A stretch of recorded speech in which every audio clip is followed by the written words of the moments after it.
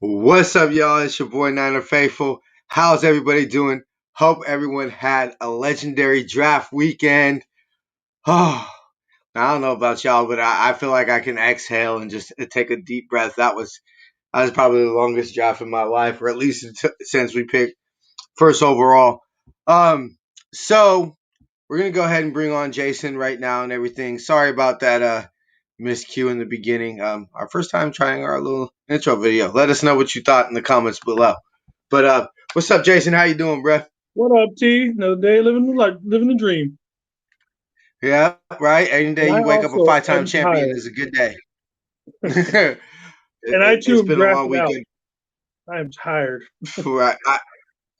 I was just saying, it was the longest draft of my life, at least since '05, and I don't even think that Yeah. one was as stressful. But we just a little bit of notes before we go ahead and get into our little pick breakdowns. For the first time in 18 years, the Niners didn't draft a receiver, and I think that's interesting.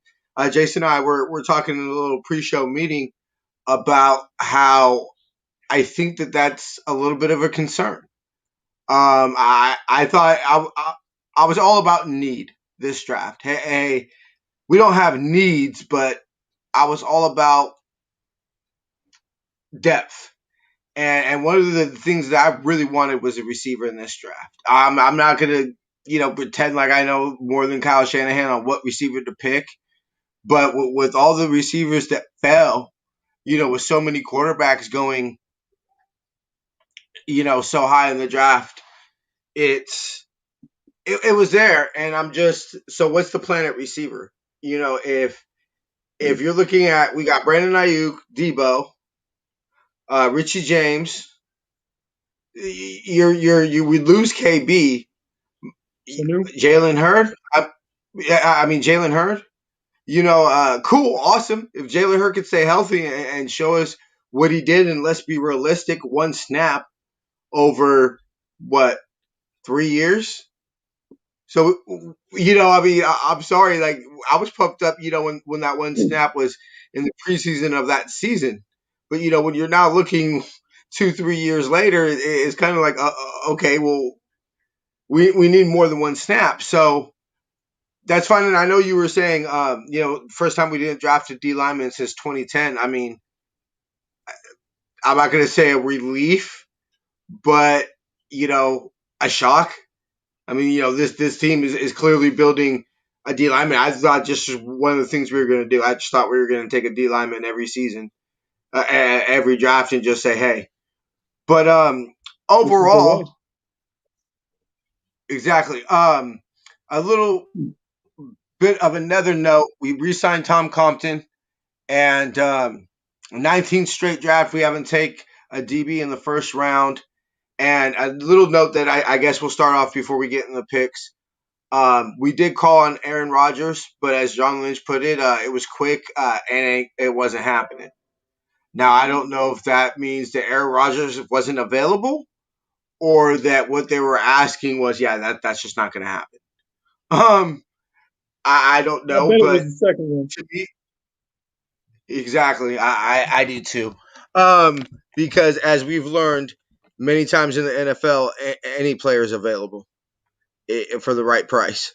Um, so Hey, to go off your wide receiver stuff, you also forgot that Mohamed Sanu is still on the team. yeah, true, And true, with the way true, the true. draft went in general, those second tier wide receivers didn't go to anybody.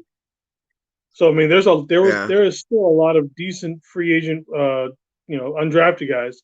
Plus, there's you keep hearing rumors that on the June 1st cuts, there's going to be a lot of that 5, 6, 7 year vets that are going to come available then. Now, granted, we're already pretty much topped out at the as roster spots go, but we can always move some people to the side. Get if we get somebody with some decent experience in over some of these guys, I'm down for it. well, yeah, and it's not necessarily like I'm saying, oh my God, here goes the chance of number six and everything. No, I feel that we'll be fine. But it was just something a more interesting note. But just the last little wrap up of the transactions, we've cut 3 players. Um, Aeneas Alexander, Matt Cole, and Chris Edwards. RIP your Niner careers. Probably weren't going to make the roster. And The only one I look, really knew was about Matt Cole. yeah, exactly. It's strictly a formality at this point. I mean, just to wrap up with the Aaron Rodgers things, because check out our pre-draft show because we did talk about it a lot with Josh. Is I felt that they had to do that. If they don't pick up the phone, if there's a rumor, a legit rumor that Aaron Rodgers is available, um, if you don't pick up the phone and has expressed interest in coming to the Niners, if John Lynch didn't pick up the phone or Kyle Shanahan, they're not doing their job at that point. I mean, you have to call and inquire. You're not doing your job at that point. Now, am I happy they went with Trey Lance? Well, we'll see in a year, 2 years, maybe even three, maybe even 10. But because Aaron Rodgers is a Hall of Famer, so but it's. I mean, you had to make that call, and ultimately, I think any team, any player that is going to be a significant position like quarterback, DN, or anything, they're going to want Nick Bosa. And I think that it's pretty clear at this point the Niners aren't trading Nick Bosa. And I mean, for the right package, sure, okay, of course. If somebody offers us 4 first rounders, bye Nick, we love you. But at this point, no, we're not trading Nick Bosa, Fred Warner, any significant piece for Aaron Rodgers. Feels So like he's only going to be around for what, maybe 4 years, if that. maybe 4 years, maybe Yeah. 4 years, and okay, fine. He wins us a chair. It's. I think the idea of this draft was not to get stuck in the mud and not to be here. I think what Kyle Shanahan says, okay, fine. Regardless of whatever you feel about Jimmy, a decision needs to be made. A decision was coming up. Let's be real. Regardless if Jimmy won us the Super Bowl not last year in 29, a decision was going to be need to be made this season. Jimmy wasn't going to go into next season without a new deal. That just wasn't going to happen. And so Kyle Shanahan says, okay, fine, we signed Jimmy for another 3-4 years. Then what? We've got a 34, 33 year old quarterback and possibly not having the ability to trade up to number 3 to get one of the top guys with the Super Bowl caliber roster. Let's not get stuck in the mud. Let's just go ahead and plan for the future. And so ultimately, I think that's why that was a better choice. Now, if Aaron Rodgers wins us a Super Bowl, I mean, nobody's really complaining if it wasn't the best move. If Trey Lance goes on and has a Hall of Fame career, and Niner fans are going to say, yeah, that sucks, but we got a championship. And it's a cool story. Aaron Rodgers coming back to his hometown, to play for his favorite football team and wins them their 6th championship. All that, nobody's going to complain. But I do believe that for the future, the long term future of the franchise, the right decision was being made to go on with Trey Lance. Now I know you were a Team Lance, so I'll let you, now that we've had a couple days to process and get over our yes, um, thank God it's not Mac Jones celebration. um, by the way, for those who haven't listened, go check out at least part 2 of the post pick show that we put out for Niner Faithful Radio, and it literally starts with Jason's reaction to the pick, um, which is It's awesome. I dope. mean that hey, I think it was awesome because it showed pure emotion. It showed you what the realness was. Because at the end of the day, we try. I do not ever hide the fact that I am a faithful, but we too try to not, kiss the orifices of the Niners. We are quick to criticize them when we feel that they deserve it. I've had plenty of shows on here screaming, yelling, and cussing, as we all know. Um, but it was a pure emotion of the happiness of a fan of you getting the quarterback that you wanted, and me feeling the relief of it's not it's not Mac Jones. And I'm not going to hide the fact I was Team Fields of Gold. And look, do I think maybe the epilepsy thing had a lot to do with it? Sure. And if Kyle Shanahan looks me in the eye and says, "Look, we don't feel comfortable taking a quarterback with epilepsy that is going to get hit, and get possibly hit in the head. We're just not comfortable with that." And okay, For sure, fine. he's getting hit in the head. It's gonna Yeah, happen. exactly. Yeah, exactly. So let's be real. Um, and look, let's be real. He plays for his hometown team, Chicago Bears. And if he goes on and wins a championship or two, and brings glory to the Bears that they've never had before, and he's their version of our Joe Montana. I'm not saying the GOAT, but winning them championships, and cool, awesome, great for the Bears. I think that's a pretty dope story. But what it shows me is the evolution of Kyle Shanahan. And fine, I don't care if it was Mac Jones.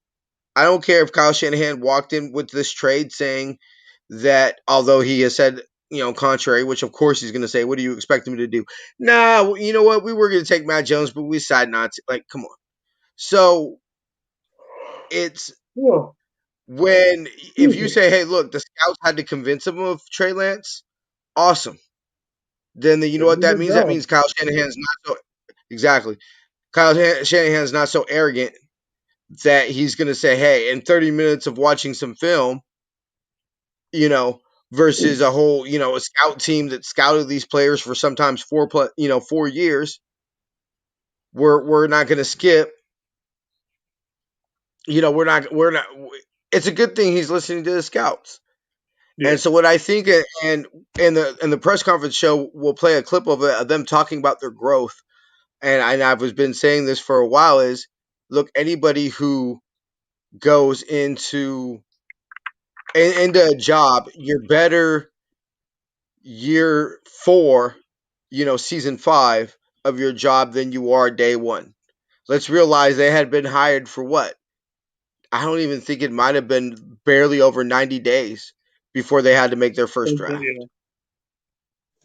So, I mean, anybody, I dare you say, now that you're there doing something the 5th time, that you're not better than 90 days into your job. And by the way, you've got to make some of the most important decisions, you know, for your franchise that are going to look. We looked at 2017 as building the foundation,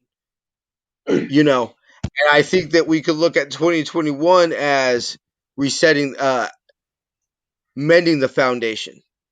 The foundation over time, of course, gets beat up, and sometimes you got to make some slight repairs. And so, some of the players that are washing out, Akilla Witherspoon, whoever, a Solomon Thomas, Reuben Foster. Okay, now it's time to replenish. Jason, your thoughts? Trey Lance pick a few days later. I'm still just as happy now as I was when I was yelling and screaming on draft night. I would have been just as happy with, honestly, I would have been just as happy with Justin Fields because I feel either of them would have led, were a good fit for the franchise. Um, Yes. I still think Fields would have been a better choice if we were playing him tomorrow, kind of a thing, versus what Trey Yep. Yep. Lance offers in the long term. I just think both Mhm. skill sets work, but I think one skill set was better over the other for the fit of how now everybody says like in with the draft picks we'll talk about later. This offense does seem to be evolving a little bit this year with some of these draft picks. So Yeah. with where it's going, I honestly feel that Trey Lance long term is the better option over Justin Fields. And like you said, there's nothing wrong with Justin Fields. I actually think because my roommate's a Bears fan, he is Yeah. stoked to get him, and everything that he's going to do Oh, for their should be franchise. fired up. Yeah, Should he's be like I fired up. said, anybody who got him was going to get a legit quarterback. So Hmm. a lot of it just came down to Yep. most of it was just bragging rights, like between me and you Justin Fields, me Trey Lance. Just most of it came Yeah. down to that. But I think honestly, anybody is like you said, as long as it wasn't Mac Jones, who I think he actually think I went to the best system for him personally. Yeah. I do. So I I do mean, too. it's like everybody went where they fit best, in my opinion, and it just happened to be that way. Hey, honestly, I think that the NFL could be happy with this. Look, the NFL wants this quarterback class to be some of the best in years, obviously, and so if you could say Trey Lance, with Kyle Shanahan, and this is something I said, immediately after the pick, and I'll say again, is that I feel long term he has the highest ceiling.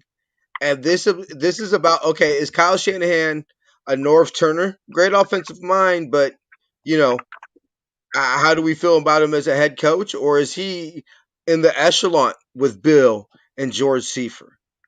Yeah. And can he develop a quarterback? These are questions that we have never seen.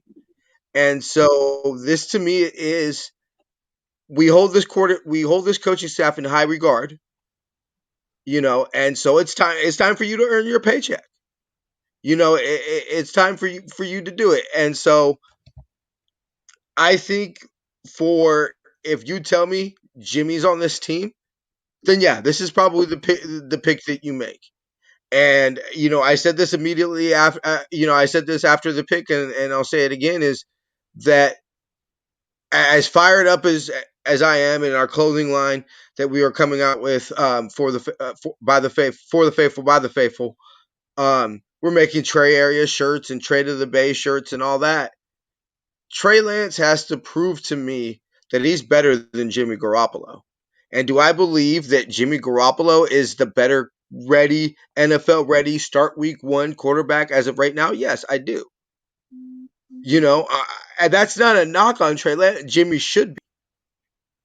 But no, if you tell me higher ceiling, who has a higher ceiling, and you know who I want long term, I mean, come on, it's Trey Lance. It's I remember talking to a friend's uncle before the draft, and I have an interesting little story about Aaron Banks with him. But it's I told him, I said, it's about the coaching staff, and if you tell me 2 or 3 years from now, it's a evolution. And how many times have we seen Russell Wilson's bitch ass do Houdini or whatever it is that he does? And how many times have we said, "Hey, we want something like that"? And we found it for a time being with Cap, and I think obviously we hope Justin Trey Lance is better than Cap, but it feels kind of nice to have one of those again. It feels nice that you could play some 11-on-11 football, and you have to respect our quarterback, because it's I'm all for, he cannot play not play at all. They have to bring him in for some packages this year. If he throws 10 passes all year, or a pass a game or whatever, or takes a red zone run or something like that, that's fine. I want him to get his feet wet, but we need to bring him along slowly. And this has the potential to take a franchise to heights that we haven't seen in a very long time. But it has a chance for us to go through a decade of darkness. And yeah, so moving on, we got Aaron Banks. Everything that, and it's very interesting that all of our day two picks all played at the Senior Bowl. Um, Hmm. to me, You noticed he's that too, nasty. huh? Yeah, I noticed that too, and which is smart, because let's be real. I want this draft class to succeed, because I think this would be a feather in the cap of the scouting department, because this could not have been an easy draft to scout for. I mean, No obviously, you look at games, Trey half Lance. games, one game. Yeah, you look at Trey Lance. You look at Embry Thomas, our third round DB, opted out and everything like that. So some of these players, you don't have very many games to look at. Now, Kyle Shanahan smartly said, "Hey, this is the same as Mac Jones, the quarterback that everybody swore that I wanted. Had the exact same, stars as Trey Lance, True. and same as Justin Burrow coming out last year. But it was fresh. So, That's the difference. It was fresh. but that's what it is. And I think what you see is, of course, you see some flaws in Trey Lance's game. This is not to say he's the perfect prospect, but what you would have liked to see in 2020, and what was missing is, okay, you could say accuracy, you could say footwork, you could say whatever that you want. Has he improved on that? Because what Shanahan said is he was asked specifically in the press conference about Trey Lance, and improving accuracy. And he said, look, at the ultimately, it's up to the player to put in the work. Now, all you hear about Trey Lance is he has an insane worth ethic. So you believe that he will put in the work, and I am a firm believer that if you bust your ass, you will get better. You generally don't get worse at something when you bust your ass. True. So I think that when you look at Aaron Banks, like you said earlier, the system's evolving. We have this. Oh, the Niners like offensive lineman. I mean, he's what 325, 6'5". Um, The big boy. Everything I've The heard, big boy. yeah, a big boy who literally said, basically said, I want to punch football ain't people. for the weak. Yeah, basically, football ain't for the weak, and my job is to test how much you really love football. How much do you really want to be on this football field today? We'll find out. And that reminds me of a certain left tackle that decapitated a Cardinals linebacker. Um, so Can you if imagine that look, double he team? plays. Good God. Yeah, and that's my thing about it is look, ultimately we're gonna he'll compete at right guard, Oh, he's and gonna win. when He's gonna win. it's like yeah, he's gonna win. Lincoln Tomlinson is on the last year of his contract. I think that he slides over to left guard next year, and you have Trent Williams and Aaron Banks protecting Trey Lance's blind side. And personally, Okay. myself, if my son was a quarterback and you pointed to Aaron Banks and Trent Williams and said, uh, T, these are the people that will be checking your son's blind side, I'd feel quite confident that he's going to be all right with that big and that large, um, protecting his blind side. And we'll at least with Mike McGlinchey, he'll see it coming. But so I'm kind of I excited think to that see because that side of the line was so weak, especially with as good as McGlinchey is with the run blocking, where he's so weak in pass blocking. When we put him and Banks over on that side, I'm curious to see how that turns out. exactly. And my whole thing is that the best in the football, and we'll see how Lincoln Thomason plays. Look, Lincoln Thomason, literally, I believe one snap he missed was for losing a shoe, and the other was in 2017. He did get hurt at the end of the season, but the man's out there, and anybody who's listened to the show for a while knows I'll pay on the table for Lincoln Thomason. Oh, You dude's know, a dude's a baller. I got no problem with I Lincoln. love it, and so if the Niners off look, the best version of the Niners offensive line is Trent Williams, Lincoln Tomlinson, Alex Mack, Aaron Banks, and Mike McGlinchey. So if you tell me that we could keep that offensive line playing at the level that we hope that they would play out, which by the way, as much shit as we give the Niner O line, they were a top 10 O line last year. Yeah, it was number 8, I think You is what know, it was. It's like if we were I was number 8, 9. how bad It was everybody was else? really like honestly, and Like so maybe all the I bitching we think did. that sometimes you have generations of players. You'll have generations of players that are just great. The '83 draft was just a great draft for quarterbacks. Marino, Elway. Um, that wasn't Phil Simms. I know there's one I'm missing, but Yeah. but it you also have generations that are just bad, and it's look, a little known secret of the NFL is that college offensive lines aren't really that great. And eventually the great veterans, will filter themselves out. And so if you're not bringing not great offensive linemen into the NFL, then they're going to be not great offensive linemen into the NFL. And so I think that you could ultimately say, and let's go ahead and give our thoughts about this a little bit before we get back on to Trey Sherman or finish with Aaron Banks. I think that you could say, why did we pick up the fifth year option on Mike McGlinchey? And I said, look, Mike McGlinchey is one of the best run blocking, I believe number two, right next to Trent Williams, run blocking tackles in the league.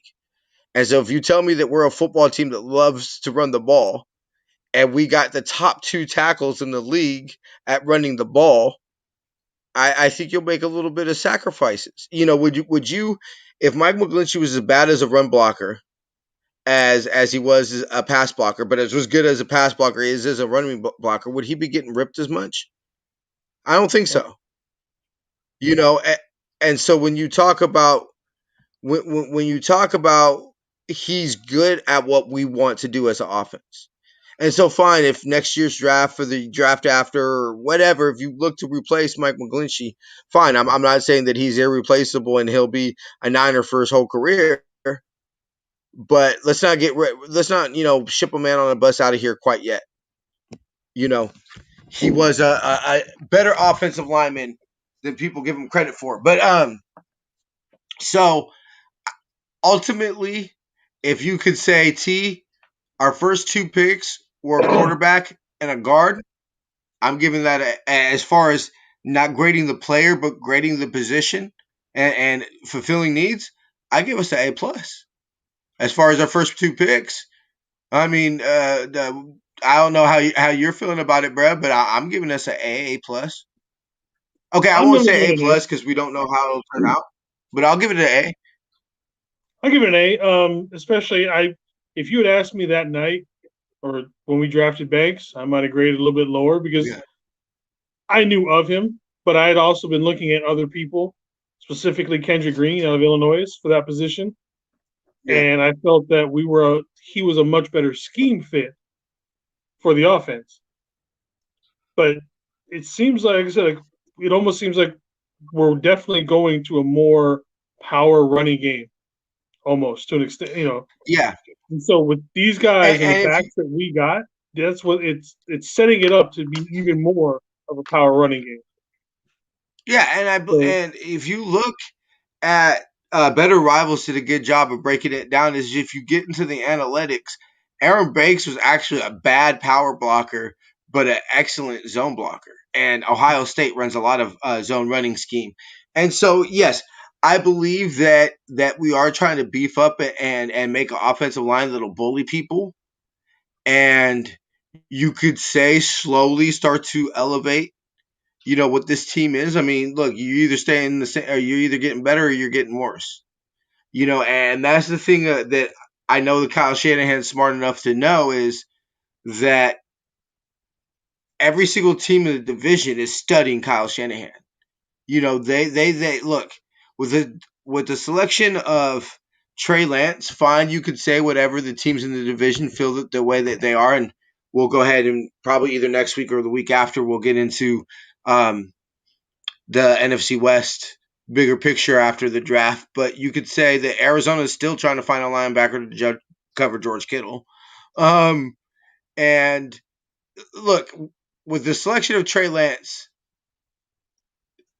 teams in the NFC West are scrambling because it's the ultimately what I was holding hope for that it wasn't Mac Jones was that what would be the player that the teams in the NFC West would want the Niners to draft? It would be Mac Jones. What would be the players that they wouldn't want them to draft? It'd be Trey Lance and Justin Fields. And so we have to evolve. Go ahead and moving on to our third round Simmons. Now I know this one's going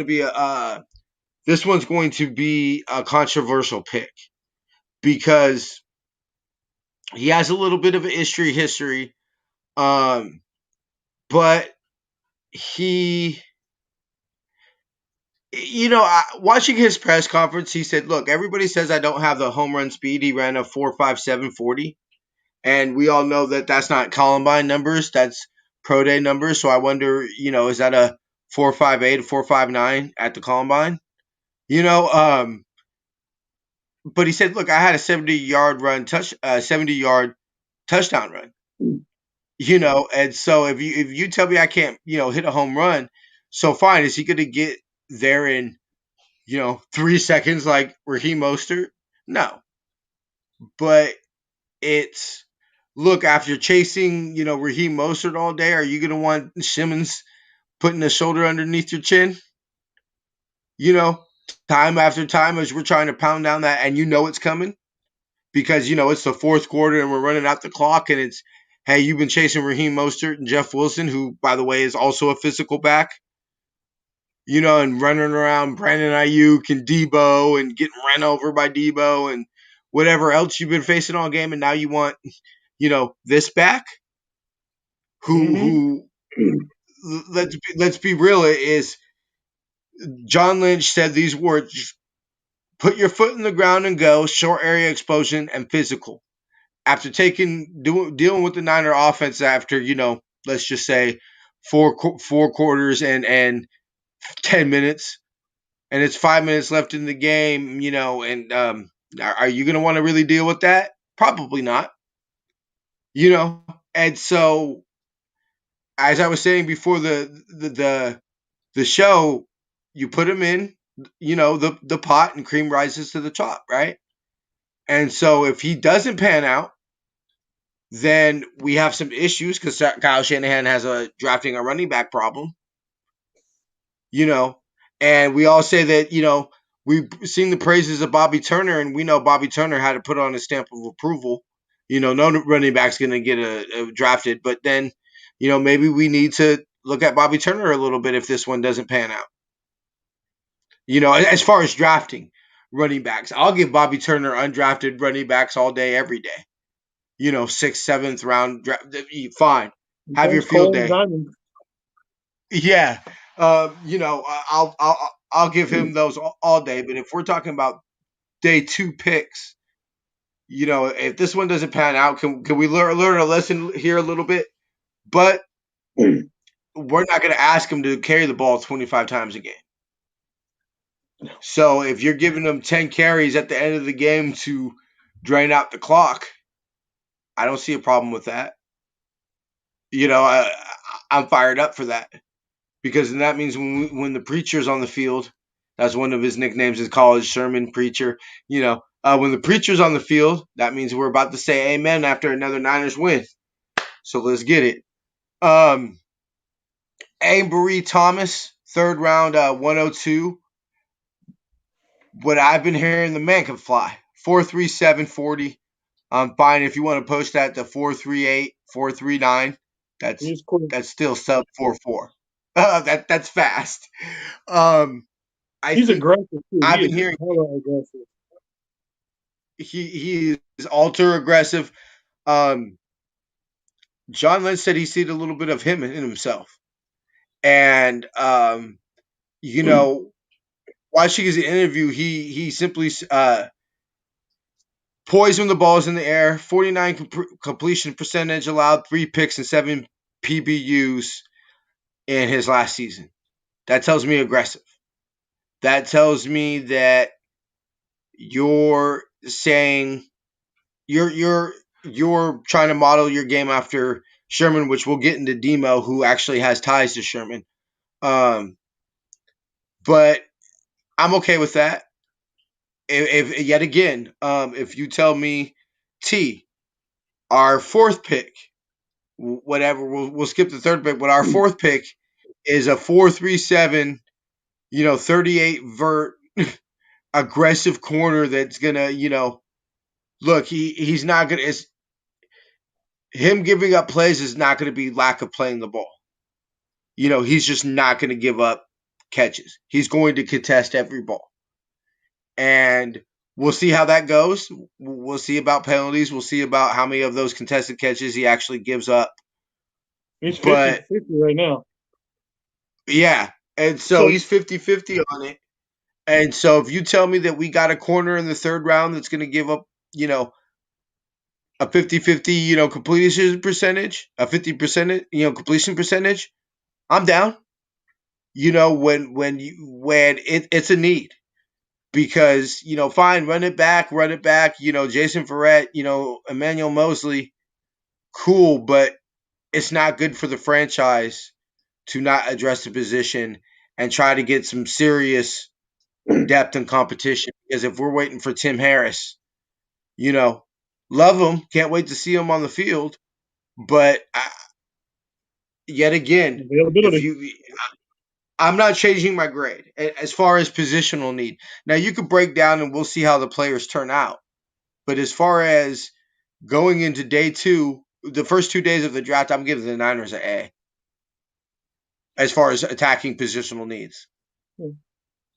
Well, Maybe an A when it comes minus to if you could say Thomas, we knock it. he does still need to be coached up because, like I said, he is ultra aggressive. Now, with the way they Yeah, call penalties in the NFL, he's going to have to get coached. Like, hey, back off of that a little bit. And yeah. I don't know. I see more of an issue with the being out heighted basically for the 50-50 balls because he loses way too many Hmm. of those.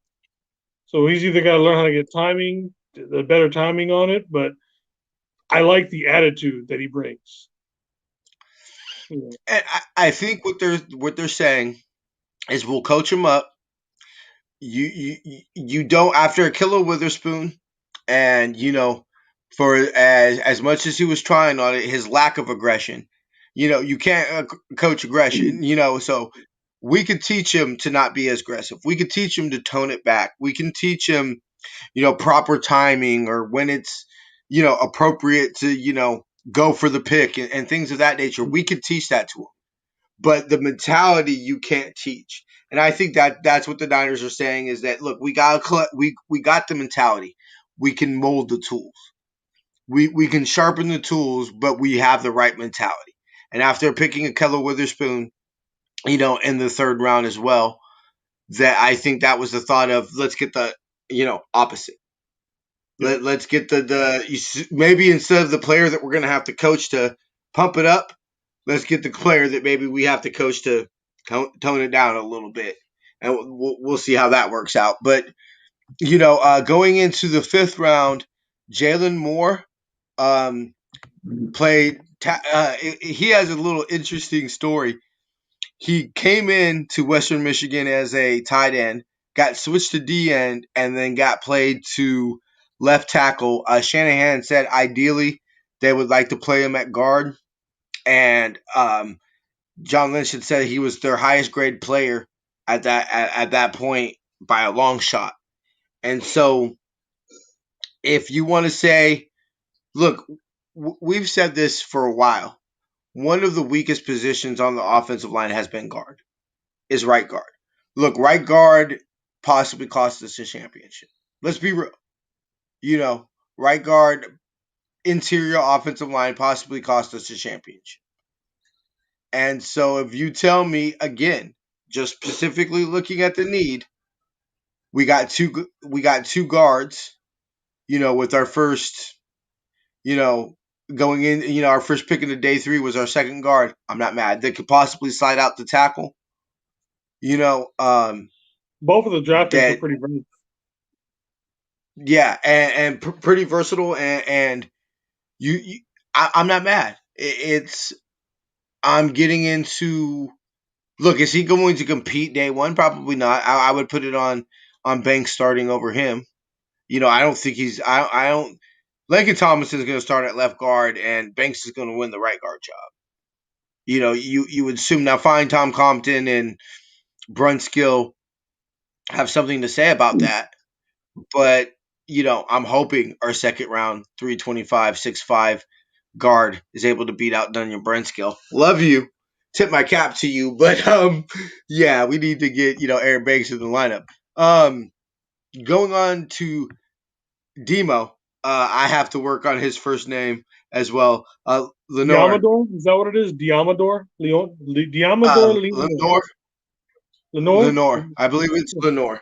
Um the Diamador, Commodore, Lenore. I believe is Lenore.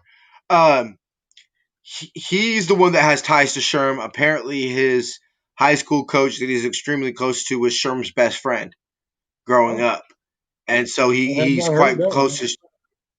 Yeah, he's quite sure. He talked about it on his press conference, and he's quite close to Sherman, and he gets in your face. He's his mentality. He said is pretty much summed up with you're either prey or the predator. You're either the hyena or the prey, and I'm a hyena. His cover photo on Twitter is pictures of a hyena. So he's outsider nickel. They said they're going to try him at nickel. Obviously, K1 Insurance, because as much as we love the Shark, let's not pretend he's played all games. And it is a concern this year with if you have players that can't get through 16 games and you're adding another game, it would be insane to think that mysteriously they could get through 17 after not being able to get through 16. Yeah. And so if you talk about the overall theme, I think that, and it was brought up in the day three press conference, that the overall theme of this was that we weren't taking injury risks. After it was very clear that last year can't happen again. We cannot have a year of a championship window wasted by injuries. And to me, So many the injuries. so many injuries that look, it's like we were facing with turnovers in 2019, where I didn't believe we would have as many as we did, but it was like, look, you can't break a record of lowest amount of turnovers in a season every year. There's a reason it's a record. It doesn't get broken every year. We broke NFL records with how many injuries we had last year. You can't do that every year. You're gonna have some just pure luck that's involved this year, simply. And also to say that yes, some of these things are fluke, you know, but the age old saying is injured players get injured. Yep. It's D Ford. Love D Ford. Love my birthday twin. If D Ford steps on the field this year, nobody will be more fired up with me. But backs don't get better; they get worse. Right? Ask anybody. My friend over here has a back problem. It ain't getting better. It's only going to get worse. You know, um, so the thing I love about Lich and one of the things that fires me up the most is the idea of if you see an issue, they fix it. So hey, maybe trying to get value and value and value and value out of all these injured players, and then you have a roster full of injured players and your season's derailed. Hey, maybe that's not the smart mentality. Maybe there is something to drafting players who have a history of not getting injured and playing. I believe it was either hadn't missed a game or hadn't missed a snap for Aaron Banks. That's Quite a important. few of them on this that we drafted like that. Yeah, exactly. And so th- you could say, oh, wow, the Niners don't have an injury problem. Yeah, there's going to be some sheer dumb luck in that. Simply.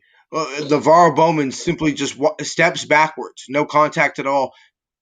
Uh, Achilles done probably ended his really. Let's be real, ended his career, right?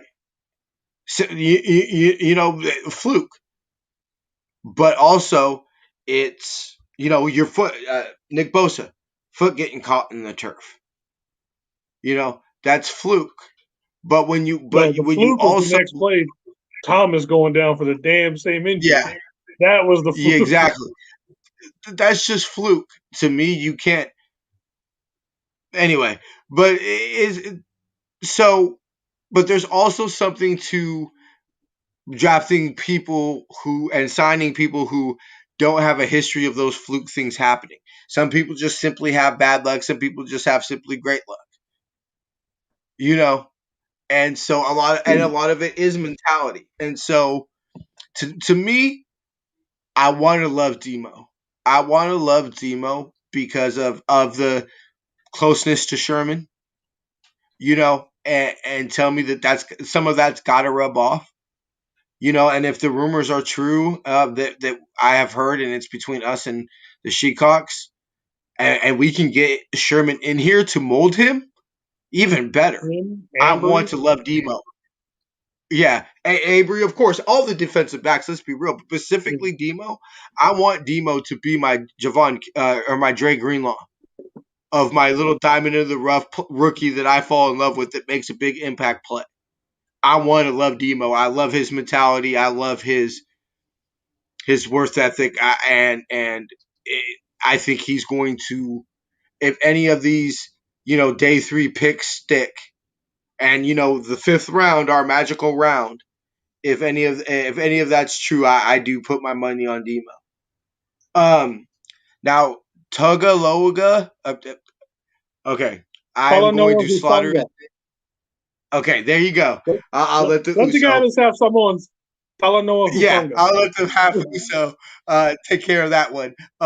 Big shout out to all my Usos. Hey, I look, if you could pick any people, that's why I was always been shocked that The Rock didn't make it. Because if you could be a German engineerist and create the best football players, they would be black and Samoan. I mean, let's be real. So yes, him, love his I might have mentality, been can more play. excited for this pick than Trey Lance, honest to God. Yeah, no, it's let's be real. It's the thing that excites me is the closeness to Troy Polamalu. Yeah, And look, if you have closeness to one of the greatest safeties to ever play in the league, yeah. I mean that and to be molded and not even just necessary football. He talked about how it was simply life, and handle the mental aspect of football and how to remain in the moment and things of that you know as you listen to his press conference, you know what we miss in this, and as I guess the farther I get away from my 20s and everything like that, is what I miss is this. These are people's dreams come true. And fine. Did Trey Lance figure that he was going to get picked in the first round? Yeah, probably. It was a safe bet that Trey Lance was going to go in the first round. But Yeah. this kid might have not even got drafted. And the later you go in the round is the more you hear the doubts and the hate, and that you're not good enough to make it.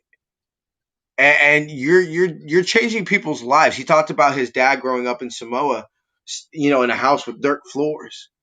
And fine, even if he only makes it his rookie contract, you just handed that man $250,000. You probably changed that man's life, man's Probably, family's probably. life, and you change, and you're fired up, and you're fired up, and you're making somebody's dreams come true.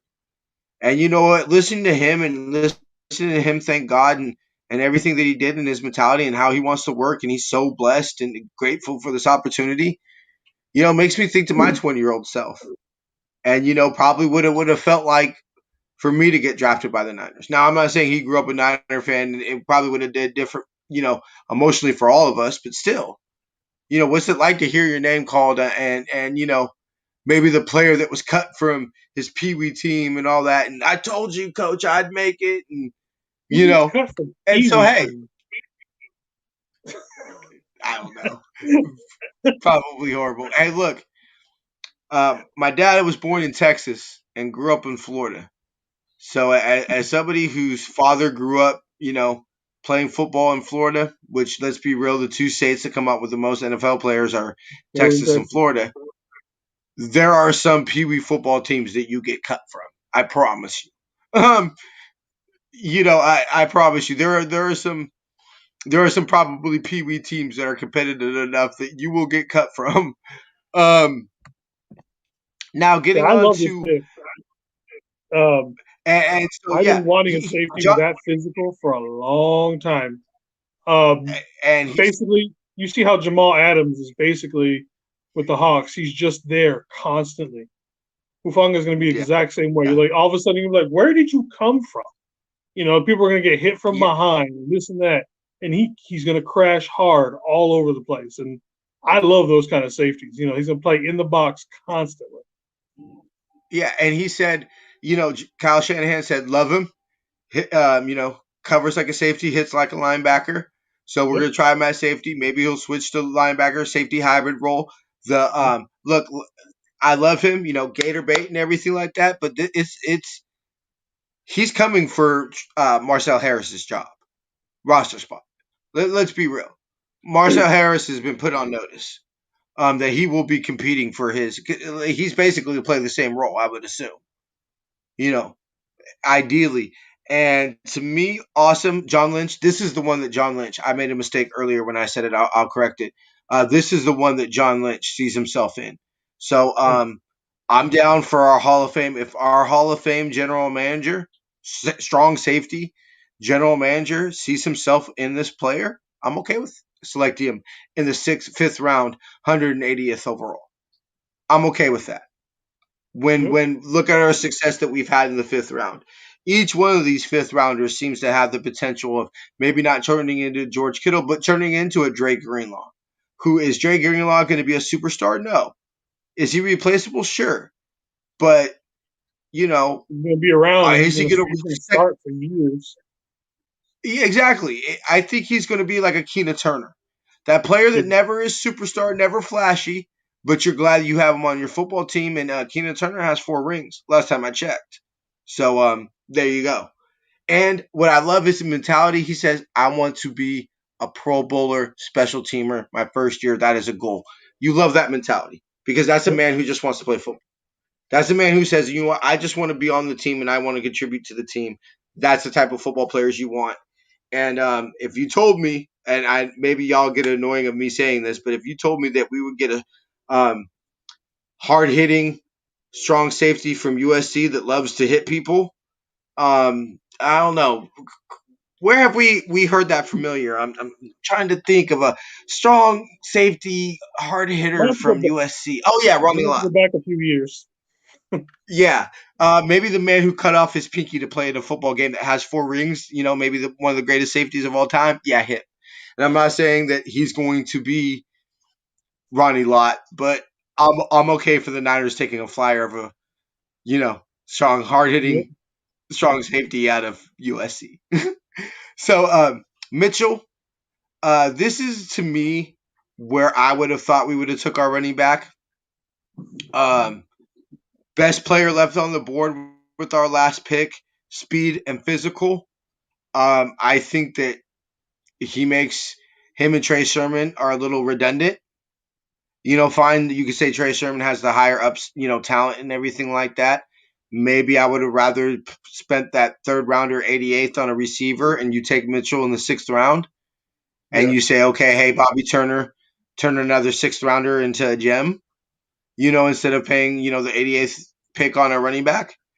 But okay, fine. If you say that running backs drafted have the 50-50 shot, then maybe you possibly guaranteed us on having a player to hit by taking 2 of them. Not the worst draft in the entire world. So as we get close to wrapping up here, Jason, your fresh week, less than a week after grade on the Niner draft. I'm going to give it an A right now. B plus. I'll say between an A minus and a B plus. It's somewhere in there because Yeah, I do believe there were some reaches on there, but I also believe there was some yeah, home runs. yeah. So like I said, obviously the top end of the draft, we got necessities that we needed. With Mm-hmm. Trey and the interior lineman, and then everything else, it was almost like we just took best available pick. Especially with the Yeah, yeah, like I said, we have got the world's most crowded running back room. There's no room in that running back right now. Like, um, I don't, I don't think everybody's going to be there. You know, I, no, I think there's an outside chance Mostert gets cut by June 1st. I honestly believe that. yeah. Traded. Oh, he's not going to get cut, but he's going to get traded. One or the other. So then find so gun to your famous show saying gun to your head. What are you taking for Raheem Mostert? I'd take a third for him. Third? Yeah, okay. Third, I would take if you I would ask for a third. I would accept a fourth. You yeah. know, if somebody comes with me for a fifth, I want a third. You meet at the middle ground of a fourth. I'm okay with that. Depending on where I'd hate to where see it that's going. supposed to be. I would hate to see it go. I would hate to see him go, and I do believe he's our best running back. Without seeing the rookies and improvement Yeah, from Jeff Wilson, and how's Jermichael Hasty recovering from his broken collarbone, and things of that nature. Raheem Mostert is our best running back, and I think he's special. You know, he's I also think injured all the that time. but then again, it's look, if you tell me, hey T, um, you've been preaching how we can't have another season like last year, and we need to put on a premium on players that don't get injured. Some players who get injured are going to have to wash themselves out of this roster. And look, we love Raheem the Dream, but he is one of them. He's very high And on you the could say list. the Niners run game was, there was times it was amazing, and there was times it was a little last year. And Raheem missing a lot of games had a lot to do with that. And you know what? I hate to say this, but for a man that was throwing a hissy fit and demanded a trade and all that during the offseason, he really didn't deliver. You Left a know? little bit of a sour taste in the mouth, didn't it? Yeah. And it's fine. You don't mind it because he's coming fresh off of 4 touchdowns in the NFC Championship game. Hey, look, man, I was there at that game. I couldn't be mad at the man. You know what I'm Yeah. saying? Because that was special. I was just in awe, and I'm cool. I was wrapped up in the emotion of being there, and the crowd's going crazy, and we're go back home. And it was the revenge for '97 when I got my heart broken. That's probably my first real Niner heartbreak. I remember. If I closed my eyes, first thing that popped in my head was '97. I thought we were winning the Super Bowl. And there was this dude who totally became a bandwagon or whacker fan after that. Like seriously, I remember we're in gym and he pulls out a whacker shirt and he's just like, "Go Green Bay" and all that, and you're just like, "Oh, you fucking bandwagoner." And yeah, anyway, it was revenge for that, and it was amazing. But you know what? If you're gonna make a stink like that, you better deliver, and he didn't deliver, and I'm Nope. okay with saying that. And so if you tell me that left a sour taste in Shanahan's mouth, and look, we don't want to set a like this team's not above for sending messages. And so if you trade Raheem Mostert and say you want to start making demands and going public and taking things out of house, then we'll ship you out too. Okay, fine. But you better make damn sure that we got that, and I believe in it. Let's be real. Let's be real. The Niners would be fine without Raheem Mostert. I Yeah. believe the Raheem Mostert needs the Niners more than the Niners need Raheem Mostert. I think we'll be fine. We'll get a productive back. But it's one of those situations of why search and why take the chance of having to go through a couple when you already know you have one. Um, okay, so overall, I'm gonna give the draft a B minus. Um, or I'm sorry, A minus, B minus, A minus. I'm not. I think the Mitchell and the Sermon picks are a little redundant. I think And we're that getting rid of Mostert. Sorry, what? yeah, and okay, I'll reserve the right that if you tell me we trade Raheem Mostert and Sermon's going to be our starter or fine whatever, we're going to go more of a running back by committee. Then okay, fine. I reserve my right to say then okay, fine. I'm glad we took two. You know, but if Raheem Mostert's on this team and everything, I'm sorry, the pick's redundant. So I'm not mad at the draft. I still think it's a very successful draft. I think that as far as position, well, we can argue about the players. You know, fine. Yeah. I was literally jumping up and down when we drafted Reuben Foster. I was literally jumping up and down saying that we signed the next Patrick Willis. You know, I've been wrong before. Kim, of course, is going to bring it up into the comments. I know she is, like she always is. Um, I know that. Oh wow, totally have not been paying the attention to the comments today. Um, Niners. Wow, Jennifer hopped in for a while. I didn't even say hi. Anyway, hey everybody. Sorry, my notes were over the comments. But anyway, rookie mistake. But it's this team's gonna be fine. But I'm not. It's still a successful draft, and I've been wrong before. I know Kim's gonna put Nick, I want to quit Williams over Nick Bosa. Um, I've been wrong before, but I just think it's a little redundant, but still a successful draft. I believe that we walked out with damn near every need that we said. And if look, I'm very clear in the fact I think that guard play cost us a champion or was a major contributor into costing a championship. I'm proud that we got basically two guards. And that the team is finally saying, hey, it's time to put some serious capital into changing this, especially with the mobile quarterback too. But to say, hey, look, eye to the future, and it's that time. We've gone through one cycle, and some players that we love are going to be washed out here pretty quick, and Yep. time to replace them. And maybe go a little bit of the Patriots way. You pick out maybe a handful that you want to keep around long term, Fred Warner and Nick Bosa, Brandon Ayuk, and then you say goodbye to maybe a Lincoln Tomlinson. All right, y'all. We're gonna go ahead and wrap it up here for today. We'll go ahead and see y'all next week. Before we end today's show, I want to give a special shout out to San Jose Fire Department, especially the EMC Angel diehard faithful. They came in here and they helped out a friend and everything, and we definitely appreciate. We sit here and talk about these players and we idolize our heroes and everything, but y'all the real heroes.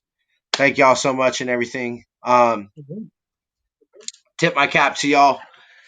Make sure to tune in next week. Go ahead and follow Niner Faithful Radio on social media at Instagram and Facebook, Niner Faithful Radio, on Twitter at Niner Faithful R.